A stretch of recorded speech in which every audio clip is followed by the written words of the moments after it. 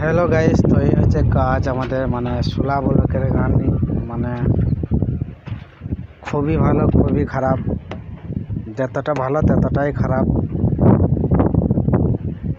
ভালো এই জন্য বলছি হালকা তো সুবিধা, আর খারাপ এই জন্য বলছি মানে এই এতটা মানে 3.5 ফুট হাইট আছে।